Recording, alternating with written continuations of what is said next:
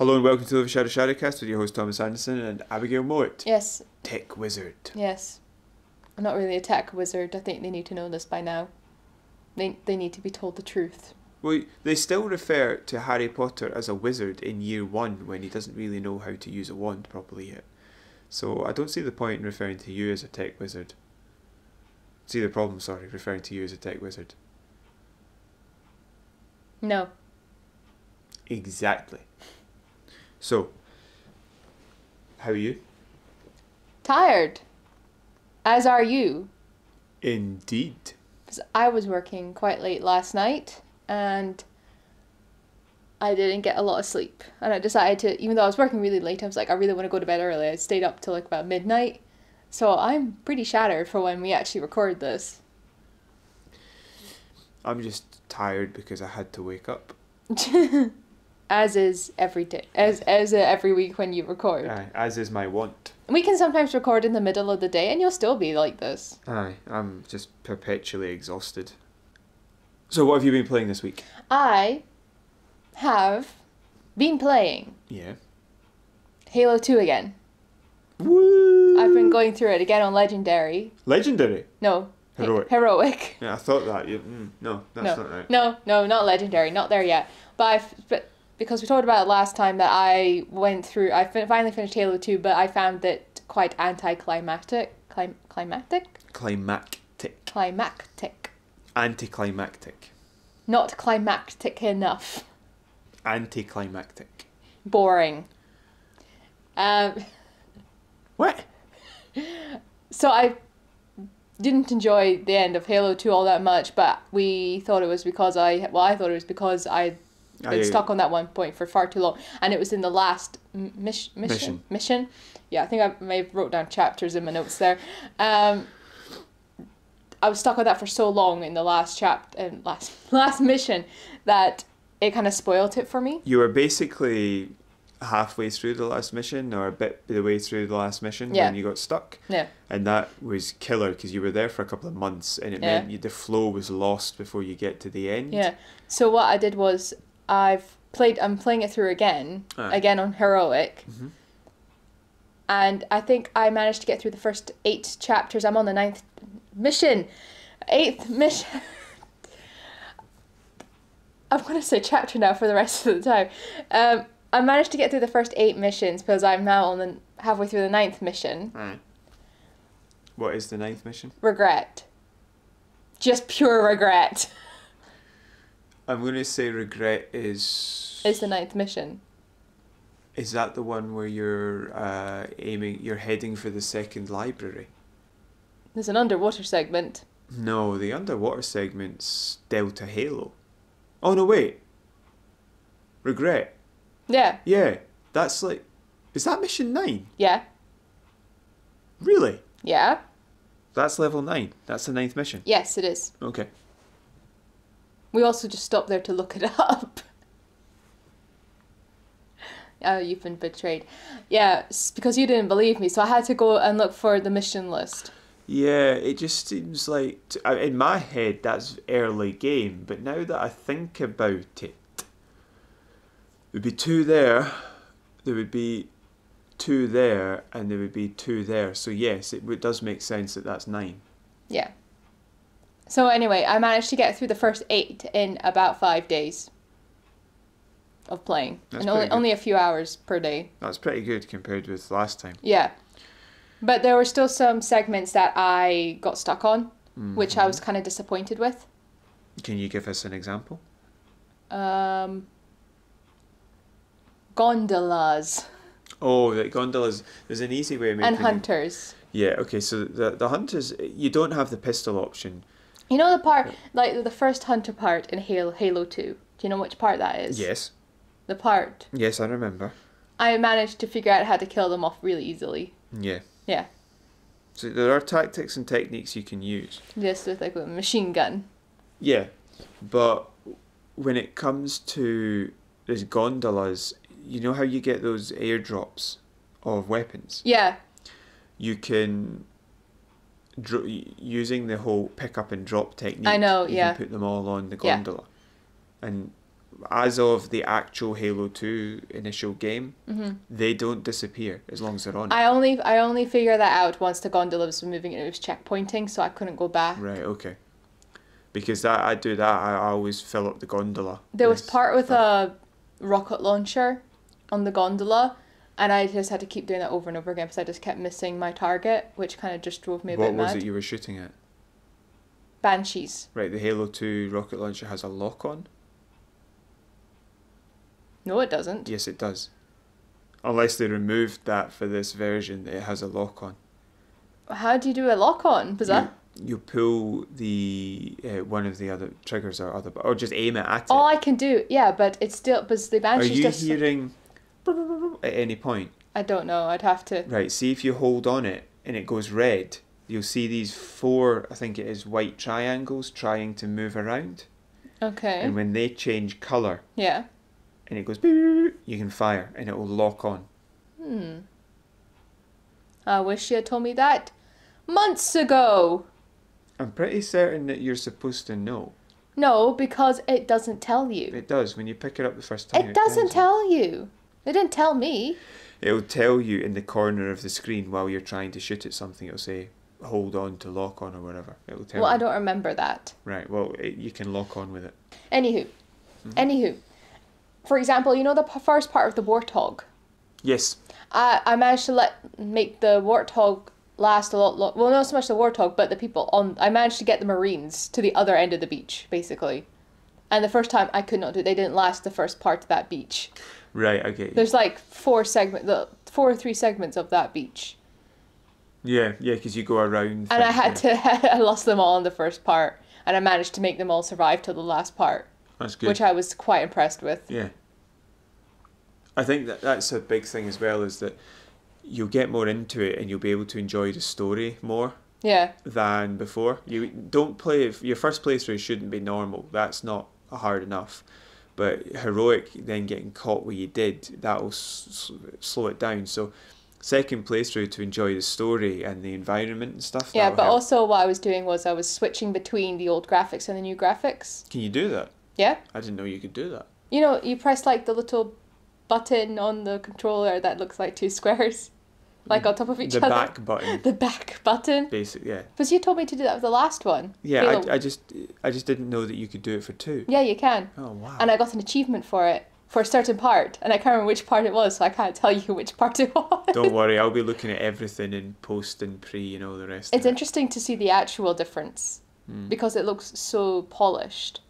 Also, in the collision boxes won't be as bad, will they? The what? Sorry. Collision boxes. Remember in the other one, you could shoot through bits of the wall, and sometimes you couldn't shoot through gaps because the walls have moved. That's not the case in this. Oh yeah, I remember you telling me that. Yeah. I never checked that, but. Yeah. It was just really impressive to see what it looks like now. Yeah. I thought somebody had spoilt it for me. Like one of the Marines said something which I thought spoilt it for me. But it's apparently it doesn't. No. It's just a random piece of chat. But yeah, enjoying it. It's my notebook. Right. So what do you think of the story? Because you've got a bit more time to actually take that in now. It's interesting watching it, knowing what I know now. If you understand what I mean. Yes. Yeah, it's still pretty good. It's okay. It's okay. Yeah. No, it's interesting because, again, it's going more into the depths of the lore of Halo and this universe. Yeah. Which I like. Mm-hmm. Because before it was very cut and dry. It's good versus bad, and this one is good kind of versus bad, kind of not versus bad, if you understand what I mean. Yeah. The only real semblance you got of the war from the first one was the fact that they have way better technology and you're massively outnumbered. Yes. Because in the first one you are. Yeah. You are massively outnumbered. And it's nice being able to be introduced to new characters. Uh-huh. Because, again, it gives it a bit more depth into what's going on. Mm-hmm. No, I agree. I like the political aspect of the second one. I absolutely love that. I love the fact they really built the world up and they weren't frightened to go for that game, you know, and to make sure that that's what they did. Yeah. Rather than just make a clone of the first one, you know? I know, that is always the danger whenever you get quite a successful game and then you have to outdo it, basically. The The second game was a little unpolished when it came out, and it wasn't, a time when you could patch it. Yeah. And that was because they actually made a completely different game. And then so many months in, they just said, this isn't working, this isn't right, we're changing it to something else. Mm-hmm. And that's what they did. Yeah. Because, I can understand why this one had to be more expansive, had to have more missions in it. Yeah, because they hadn't really painted anything of the world before. No. It was entirely, here's the bad guys, we're the good guys. And that was about it. They didn't really, a lot of what they told you about was sort of, there was no real setting of the story. Yeah. And you sort of picked it up as you went along. But I definitely like it on the second playthrough because I can anticipate what's going to happen because I actually know I can remember a lot of it, which means it's just a little bit easier. It's a little bit easier because when you're going, say, from one fight to another, you're able to say, this sniper is not useful for the rest of this mission, I'll take that rocket launcher. Yeah. And so... Which is what I did. Yeah, that's really helpful, that's really useful. One bit was annoying, which is that, again, like the first one, if you still got Marines that have survived, sometimes they go in ahead of you before I would take my time and just pick people off from where I was standing, but they just want to go in all guns blazing and just start fighting. Yeah, they do, don't they? They do that. That doesn't really ever change. It'd be nice if they had incorporated a button to say hold Marines back, let Marines go. That would have made the game subtly too different, I think. Yeah. But I think what would have worked is if they had kept the Marines to the point where the Marines didn't shoot at the bad guys until either you had or the enemy knew you were there. Yeah. If the enemy don't know you're there, the Marines should just sort of take some cover. And if not, they should come running out. That would be the way I would do that. Yes. But so it's like the first one. The Marines would stand behind something, right? Yeah. Because there's no cover mechanics, so they can't actually do any proper fighting. But then they would come out of their cover to run behind something else and just get bluttered while running across. So it's you basically, if your tactic is to sit back, it's not going to work. I've been dual wielding. What? Dual wielding. Dual wielding? What have you been dual wielding? Needlers and the other thing, the thing with the green ball, which I now know. I now remember what that is because I've been using that. Yeah, plasma pistol. Plasma pistol, and the other thing where it's like the plasma rifle. Yes. Yeah, so if you take off the shield with the plasma pistol, you can then blitter through them with the plasma rifle. Yeah, but I've not gotten that down yet. But I've dual wielding two needlers together, for example. Yeah, you can tell why they had to take that out. Yeah. Because dual wielding needlers was ridiculous. It's a lot of fun. I was still finding it difficult just because it's just trying to remember that I need to reload. Reloading for me is still. Because I think I've reloaded and I haven't. So you're wandering around with 4 rounds of ammunition. Yeah. And you come across, got to reload. This game is a bit faster for me in the combat scenarios because if you get attacked by 12 grunts in the first game, you just, you can kill them reasonably easily, just take your time, whatever. I feel like grunts are more robust in this game compared to the last one. Because the last one, if I just hit one from behind, it went down. In this one, they run around for a bit. Yeah. Then you got to put it down. Yeah, but that's not as much of a threat. But the drones, if they swarm you, I hate those things. I hate those things. Yeah, if they swarm you, you're in trouble. They just pick off my Marines like they were nothing. Yeah, I just wish there was a bit more explanation as to some of the new enemies. Yeah, I want to know where the drones came from because they kind of went into what the grunts were and things like that. Because they talk about the Grunt Rebellion and things like that. Yeah, they talk about some of the history of the Covenant, but I just wish there was a bit more because, yeah, I think you learn as you play the later games, but it would have been good to have some explanation as to why the races which aren't in the first one are in the second one. Yeah, anyway, I think I've been talking about Halo for too long. I would talk about it for 15 minutes. Yeah, I would just say that for Halo 2, the story for me was really strong. Especially the political aspects and the lore revelation aspects. I liked the names that they gave the 3 characters that I don't know if I can talk about or not. I like the names, yeah. Yeah, but we won't tell you what the names are. No, but I really like the names, but it's Spoiler, I've said one of them so far. But yeah, but I really like that. Yeah. and it adds to the whole part of it, like why they're called the Covenant and stuff like that. Yeah. Yeah, I really like the lore of Halo, so that's why I like the second game, because it gave a lot more of that. You said that your second game was your favourite game. It is, so far. Is it your favourite game of all time, or are you just your favourite Halo game? It's my favourite Halo game. See, for me, my favourite game of all time would be something I could sit and play over and over again. Yeah. So then that conversation then has Halo 2 in it, but it also has games like Mass Effect 2 and KOTOR. Yeah. And Dragon Age Origins. Okay, we won't go into that conversation then. Not today. But the point is that they have, like, Dragon Age Origins has over 100 hours in it. The other two have over 40. It has about 14. Yeah. So if you're talking about just constantly replaying it for like 2 years, it'd be easier to do the others. Yeah. So what have you been playing? So I've been playing some more Empire, Total War. I've really got the hang of the naval stuff. I just, I gave up on the official tactics. Was Total War that game you showed me on YouTube or something like that? Somebody playing it? Yeah, Empire Total War, where the AI is terrible. Yeah. And you can't get your units to do what they're supposed to do. Yeah. Yeah, so I've been playing that, and I managed to win a fight where all I had was like peasant mob defending. Peasant mob attack! It was a firelock armed citizenry, but they're just peasant mobs. Yeah.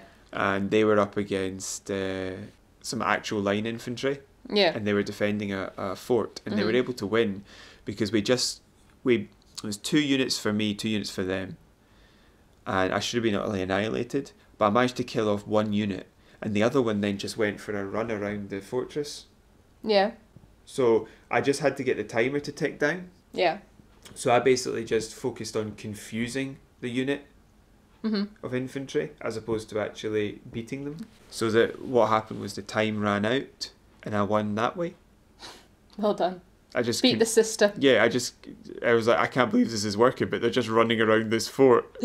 And then with like 5 minutes to go, or 8 minutes to go, they tried to get in, and I just need to time it down to less than 2 because they need 2 minutes to actually capture the place. Yeah. So I just sort of like used one of my units to harass them, and they actually came in. I shot them a couple of times, and then they went back out through the hole in the wall, and then ran around the fortress again. I just had to like confuse them. Wall. Yeah. It was so... Do you ever watch that show? Yeah.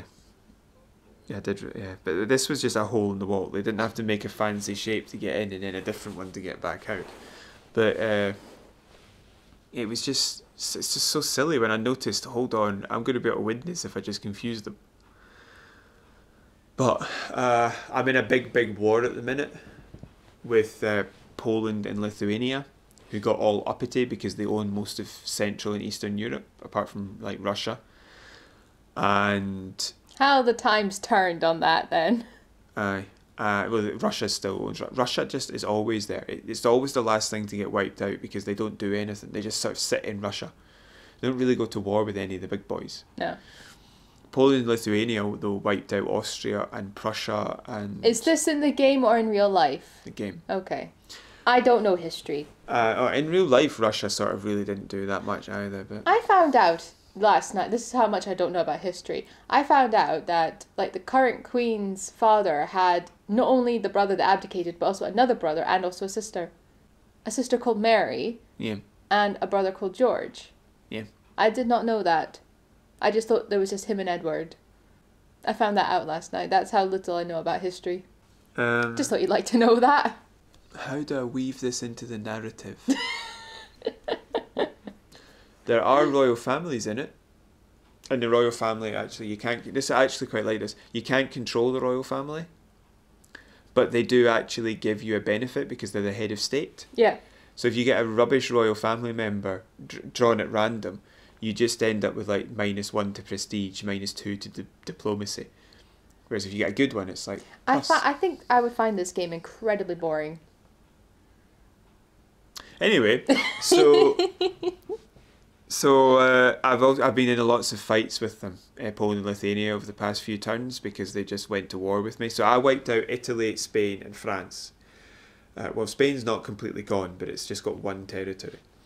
They took out the Holland, Prussia, Austria. I took out Sweden and Denmark. And I think that's it. Yeah, the Ottomans are still there, being wiped out by India. And Russia's still there, just floating about doing nothing. Now me and Poland and Lithuania are duking it out, and whichever one of us wins will win. The game? Yeah. Well, I don't think Poland and Lithuania can actually beat me in the time left, because I own all of the Americas. Yeah. So I don't see how they could actually take enough. But, I think that it will be, the victor will be one of us. The Maratha Confederacy, that's India, they've got a lot of territory, but their combat technology is not as good. They have a lot of like melee infantry units. Yeah. And so I feel that when I start a war with them, I'll take out a lot. There's also the fact that they're at war with the Ottomans in Europe. Because you can march your armies from the south of India up to Europe. You don't need to use naval vessels like you do to get into America. And they are literally, like all of their... I have an army taking some like areas they don't own in India, or a couple of armies doing that. And I haven't seen a single Indian army in India. The AI has done what human players would do and marched all of their forces up into Europe and left India completely empty. So I could just walk from one to the next and take everything. So I think it will be between me and Poland and Lithuania. Because Poland and Lithuania, I found out during one of the fights that they have at least 87 regiments of line infantry and I have less than 40. Well done. So I will have to destroy twice as many units as they have to win. But I've won every battle. Yeah. Losing like 400 or 500 max to their 1,000 or 2,000. So I'm winning so far, but it is quite difficult.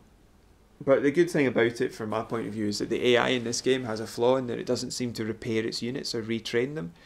So if you damage one of their units, they've just got like, if they go from 160 to 82, they have that for the rest of the game. Oh, the AI doesn't retrain them. It'll recruit new units, but it won't fix the old ones, so you can sort of wear them down. Oh, the silly billiness. Yeah, so I'm really enjoying it because it's a proper land battle, and every time I've played Empire Total War, I've never had a proper land war, because a late game, because I've always been so powerful I can wipe everything out. But this one time, Poland and Lithuania actually managed to beat everybody else in Eastern Central Europe. So they are as big and powerful as me in Europe. Well done. So, what do you mean well done? Well done. Clap, clap, clap, clap, clap. So I'm really enjoying that, and I'm really having a lot of fun with it, and cool. I'm having to use all my tactical brains. But navy-wise, I've wiped everybody out, basically. I'm just doing whatever I feel like. Good, that's what you should do. Yeah, because I'm the only person with first rates. So I go up against anything and just sink it in one volley. So it's so much fun. The only thing that can take hitting, really, and still be in the fight properly is a second rate. And I just destroyed the last enemy fleet which has any second rates in it and took them as prizes. Yeah. So nice. I win. Yes, you do. So I'm having a lot of fun with it. The other game I've been playing is Subnautica. I know, yeah. And we got to a point now where we're going to be building a deep sea base, and also the vehicles that you can use to get around. So you get a small, like, think of like, you know when you're learning to swim, you get those flotation boards?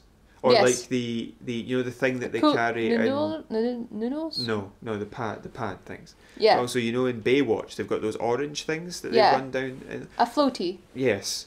Think of that with like an engine. Yeah. Yeah, I've seen those. Yeah, yeah, I've seen those before. Yeah. You also have something called a sea moth, which is like a cocoon, like underwater submersible, but you sit in it like a spaceship. Yeah. And you pilot it around, right? Yeah. And then you get a submarine. Yeah. And a prawn suit mech, which walks along the bottom of the surface. Because you can only swim so far down. Just imagining you just like dressed up like a prawn. No, if anybody ever watched Nickelodeon, like I think it was in the late 90s or early 2000s, there was a show called The Amanda Show, and there were people that dressed up like lobsters or prawns or something like that. That's what I'm picturing. The dancing lobsters, that's what I'm thinking of. It's a mech suit. Have you seen The Matrix? No. No, okay. It's a bit more like it's. No, I understand it's going to be a like technological like thingamabob, but I'm just imagining you in a prawn suit. So you're able. You've got to pay attention to your oxygen. So you can only swim so far down. No matter what. Once you've got yourself fully upgraded, you can only swim so far down because you need oxygen, so you need to get back up. Yes. So you use the Seamoth submersible because you're inside it and it gives you oxygen. Yeah. So it has a crush depth. Yes. When you fully upgrade that, you can go so far down. Because that's like the pressure within the suit for a crush depth. Within the Seamoth, which is a submersible, you can then get out and swim around. Is it that the pressure outside is greater than the pressure inside? That's what happens. That's what makes it crush, or is it vice versa? No, because if it was pressure inside, it would explode. That's what I meant. Is it greater pressure outside than inside? Aye. That's what I've said. Yes, that's what I'm saying. Yes, that's why you're correct. But you didn't say that. You decided to just do it. No, because you decided to say that something was wrong, even though I was right. Yep. So what happened was, my understanding is that you can only swim so far down before the water is too crushing on you. Yeah. So that's why you need the prawn suit. Yeah. So that you can walk around outside. Dance around. Yeah, but then. Swish your little tail. Yeah, so you need the submarine to move the prawn suit around, basically. Those little creepy eyes on the stalks. Oh, actually, they're not on stalks. They're sunk into the eyes. The prawns. Anyway, so... I like prawns. I like all shellfish. I've never tried a lobster, To be honest with you, it's actually very similar, because inside the suit, if anything wants to eat you, it has to peel you out of it. Yeah. Langensteins, I like them. I'll just let you finish. Mussels and chips. Do you ever do that thing with mussels where you use one mussel to get the other mussel out? No, the only time I've ever eaten mussels, I could get them out easily. Yeah, but that's not the fun thing. That you can get them out easily, but what you do is you use one shell as like a little pincer, and then you pull out the other. Oh, right.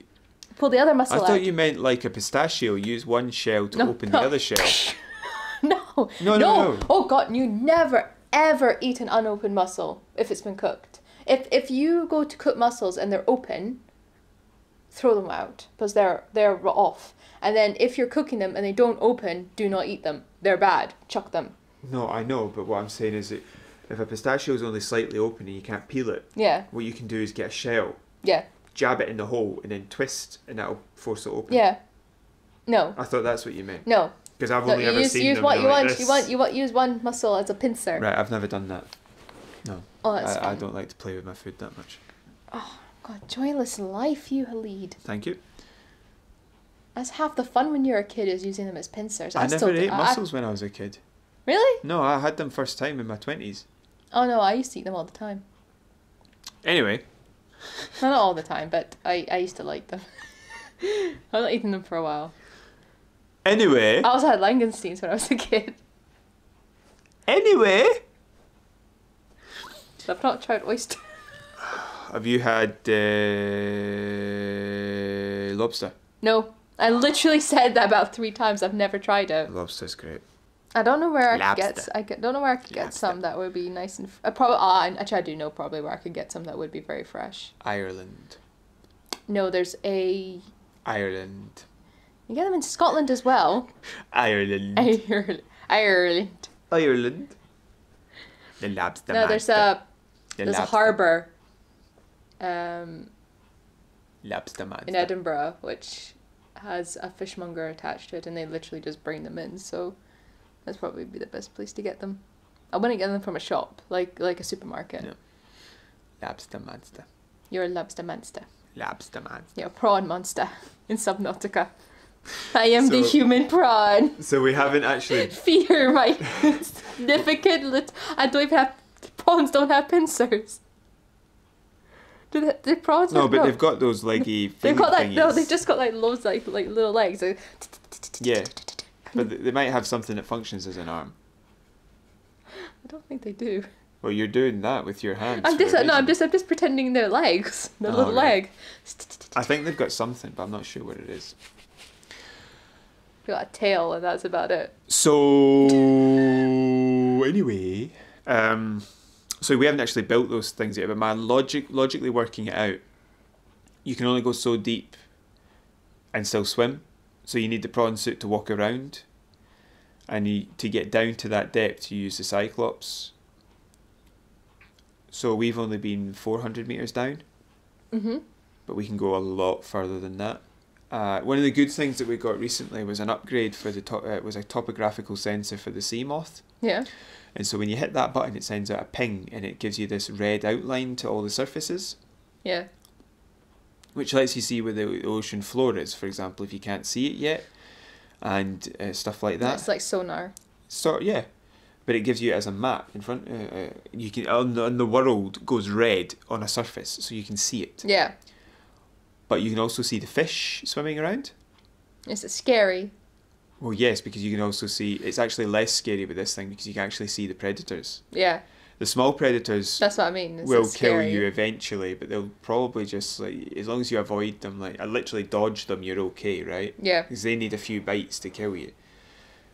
The big ones, though, if you're not inside a vehicle, will just gobble you straight away. And will gobble, then... gobble. But then... Gobble, gobble. If you're in a vehicle, they will try and get It's through... a little prawn. Let me go eat the prawn. Ah. No, that's the point, is that they'll try and... Like chewing on tinfoil. No, that's the point, is that they'll try and break into the vehicle. And I didn't know that there were... Like a mussel. Yeah. I didn't know that there were gigantic big... monsters. So I just went driving out in the sea moth one day and then suddenly got grabbed by this enormous big sea snake monster. So that's what we're doing at the minute. We're going to build the Cyclops and we're going to go down this big cave because somebody who's playing the game really, really, really wants to go into the big dark cave. And somebody else who's playing the game doesn't want to go into the big dark cave. That one's me. I don't want to go into the big dark cave. I'm not a coward or scared. I don't think I'm the one. I don't think we're the ones that you should be having this conversation with. But I'm not a coward or scared. But I seem to dislike scenarios in which I can't defend myself. I know you've spoken about this before. Please don't go on about it again. Ugh. Shall we go on to the stories now? I actually spoke to my family members to see if something happened when I was a kid, to see if there's a reason for that. Yeah. Apparently not. Oh. Anyway, so yeah, that's what we've been playing and dealing with my psychological inability to not fight back. Stories now. Story time. Oh. I will be playing Lego City Undercover. Okay.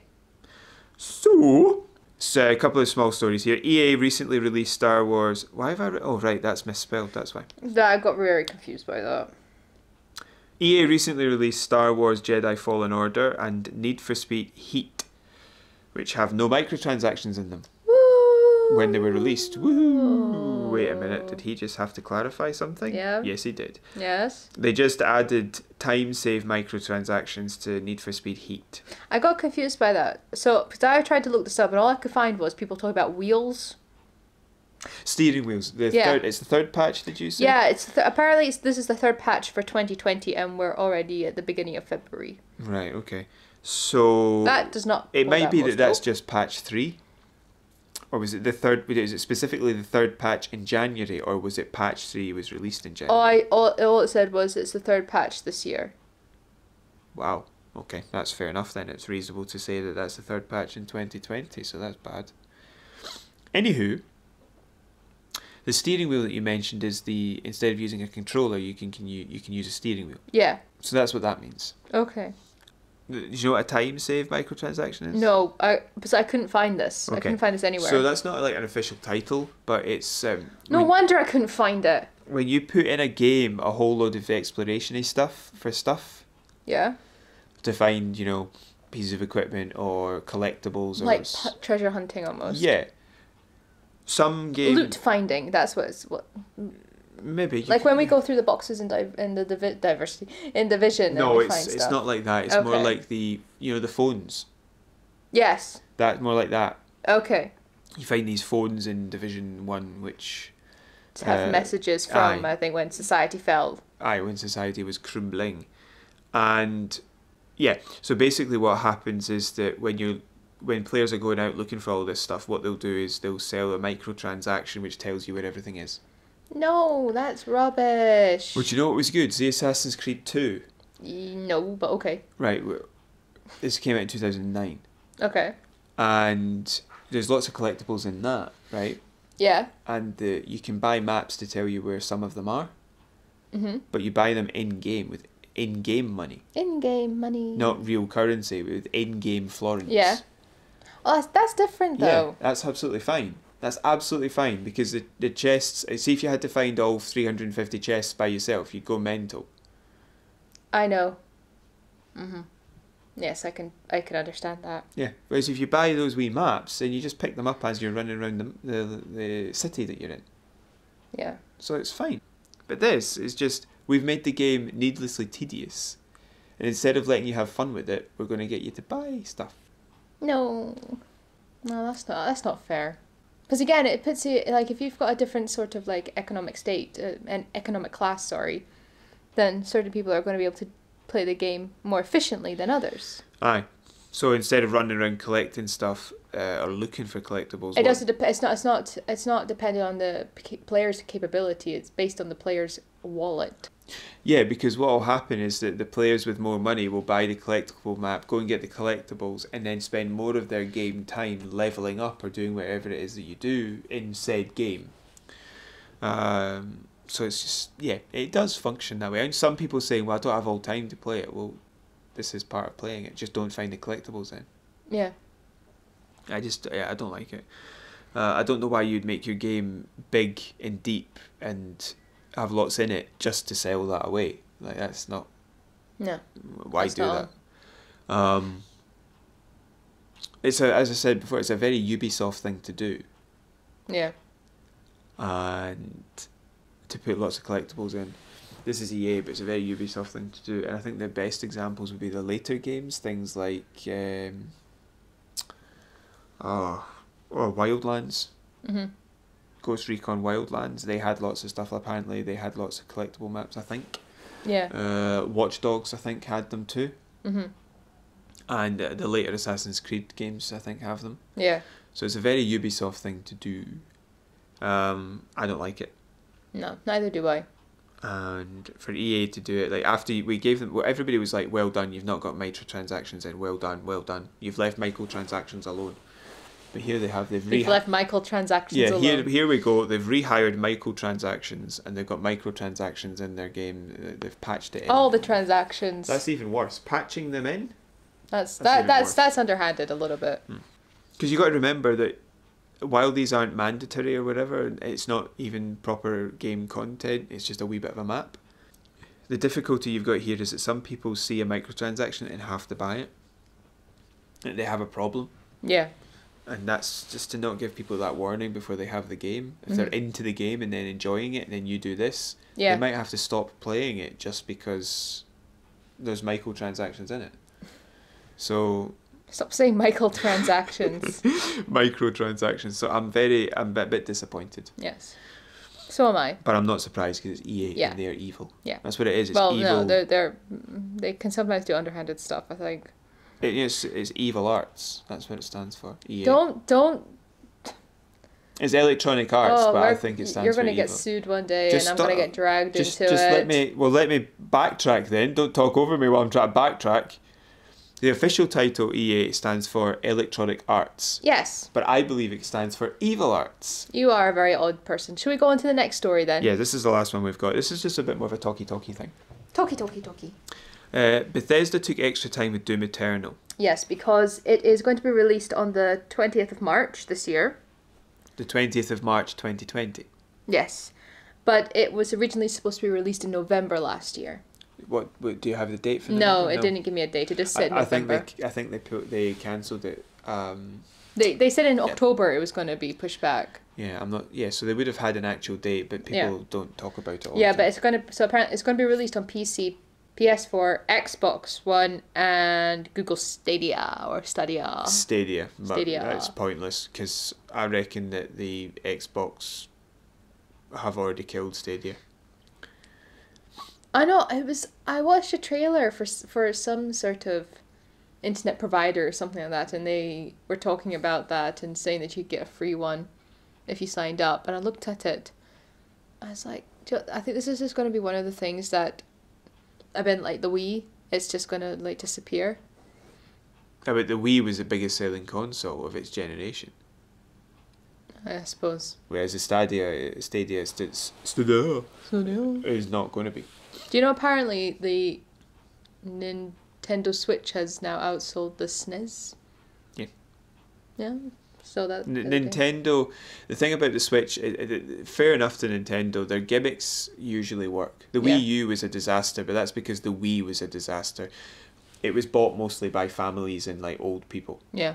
The Switch is actually just a really good console, and it's a portable one, which the UK doesn't actually. I feel buy like it's a bit of like the Wii and the Wii U kind of like combined together, but just refined down to a better thing. Yes, they started with the Wii, moved with the Wii U, and they used what they learned from those to make the Switch, for sure. But this thing about the Switch is I would never just have a Switch. No. For me, you'd have to have one of the other two as well. It's just not. I couldn't play like a normal game on a Switch. No, it's just not powerful enough for me. You'd have an Xbox or you'd have a whatever, you know. I'm quite happy to have my PC back actually on that front. Anywho, sorry, I've digressed.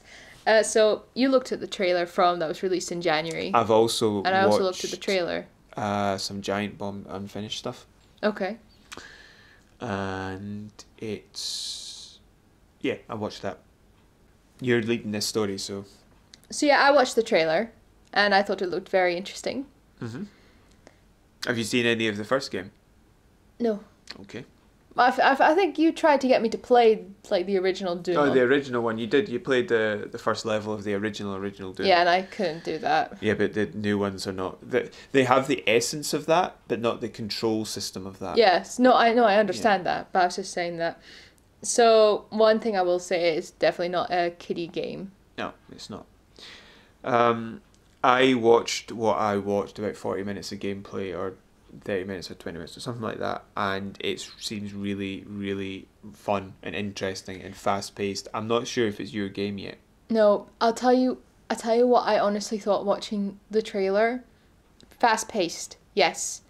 Sounded like good voice acting. Thought the voice acting was quite good. There won't be much voice acting because your character's silent. Oh, okay. He's chief-like in that Yeah, regard. but the other characters do talk. And there won't be many other characters from the nature of the game. But yes. Okay, well that's what the trailer had me thrown then. But yes, it seemed very fast paced, but it looked very samey to me. What do you mean? Like just doing the same thing over and over again, like something you could like literally switch your brain off and just play. Yeah. I don't think I'd be interested in that. I don't think it would keep my attention. I think what you're completely forgetting is how fun the mechanics are. Doom games are these new ones.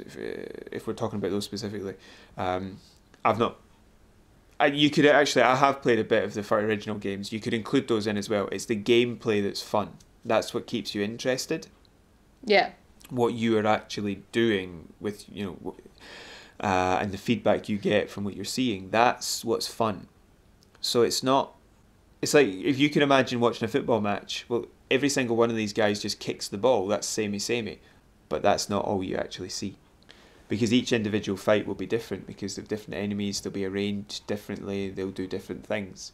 Yeah. So it was cool because in the trailer you see a clip of like Earth as if it's from space and a massive demonic symbol like on about a third of the world's surface. Yeah, That's not a spoiler because that's in the trailer. Yeah, I can say that. Yeah, but it's I think that's the bit you're not seeing is just how much fun it would be. I really want to play the first one to actually mechanically play the game. Maybe.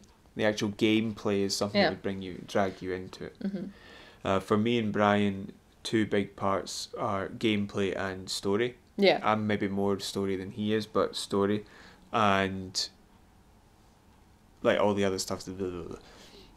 Graphics. Who cares about graphics anyway?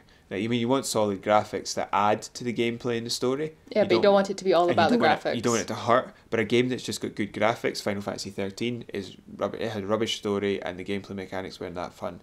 It was rubbish. Mm-hmm. So that's what's important, is you get that right. Yeah. And I think this game will have decent story at least, because I don't know how. Do you worry that it's Bethesda? just to finish my point out, have fantastic gameplay. Sorry. Do I worry that it's Bethesda? No, because they made the first one, and I think the thing about Doom was I think they lucked into it, making it correctly. Okay. But from what I've seen, they've managed to learn what they did afterwards and then keep it going. Yeah. But they've made a lot of changes. Yeah. As I was saying, I think that they did the right thing, postponing its launch just to polish everything off a bit more and get it right for release, because I think that that was a big thing that they needed to do, is to keep what was good about the first one but add a lot to make it different. And I think they've done that. Okay. Because I was just going to say, because, I saw something online when I was looking at the story that kind of harked back to when they released 76. Fallout 76. Yeah. Which is with all the collector's editions. Right, yeah. Because they are, well, I know one store, I don't know if other stores will also be selling it, I won't say the name of the store, are selling Shop. a collector's edition for PS4. Aye. Just for PS4. I could not find this collector's edition for any other platform. And you get digital plus physical content. Okay, so the game in both versions, okay. Yeah. So the digital content is a year 1 pass, including campaign, DLC 1 and 2, the Demonic Slayer skin, and classic weapons soundtrack pack. Right, so the game itself is just physical. Yeah. Right. Sorry. Okay. And if you let me finish... Okay. Cheezo as well. The physical content is you get the gift of Argent? I think it's Argent. Power, lithograph, the Doom Eternal game and spellbook, Doom 2016 and Doom Eternal lossless digital soundtrack, a lore book by 1D Software, and a wearable Doom Slayer helmet. 1D. I don't know, it just said 1D on the thing. I think it's ID. ID. id Software. It is ID. It is ID. I don't know why I've read it as one. It's id Software. It's by One Direction.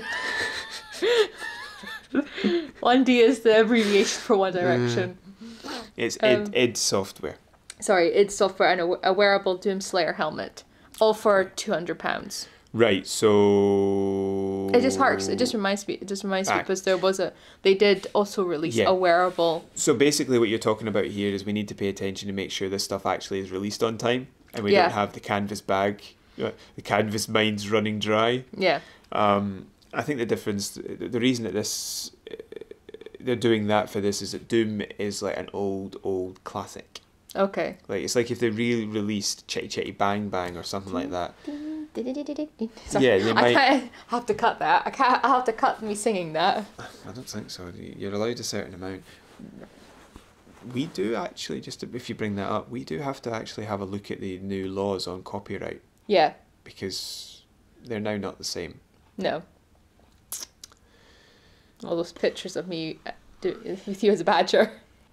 Yeah, I think we'll be okay with what we've already done, because we've obeyed the law as it was then. But we might have to just use our own logos just to be safe, depending on I could just hand draw everything every week, just sketch it out. Yeah, just sketch out something to do with each of the stories we talk about. Yeah. Right, so basically, back to the game, I think that's part of it, is the fact that it's such a big game. I think we need to pay attention to them. But I don't worry so much, because I think they learned. They rushed out. The first game had terrible multiplayer, right? Yeah.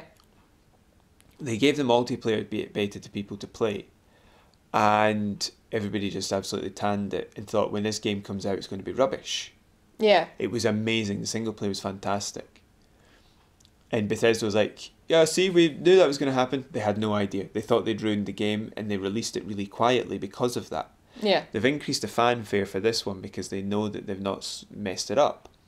But when they released the first one, they changed their protocols and didn't hand out free review copies to people anymore because they were getting negative press. Mm-hmm. After that, when they started not handing out review copies, they then later on released Fallout. Why did you say that like it was a whisper, like it was a secret? Because I'm thinking it's true.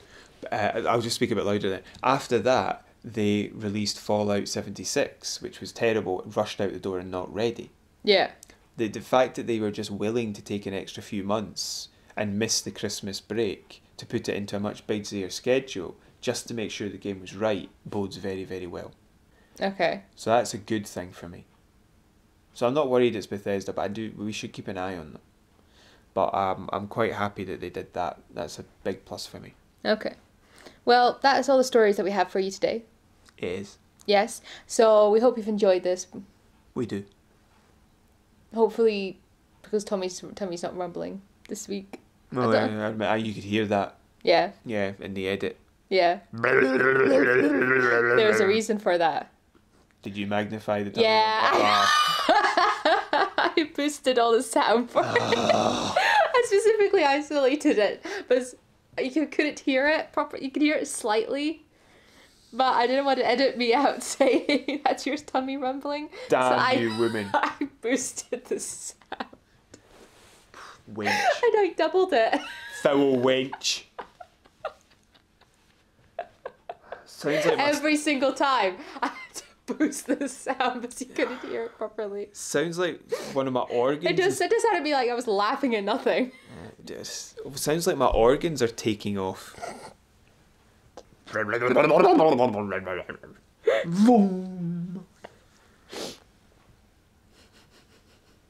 Do you feel betrayed now? Yeah.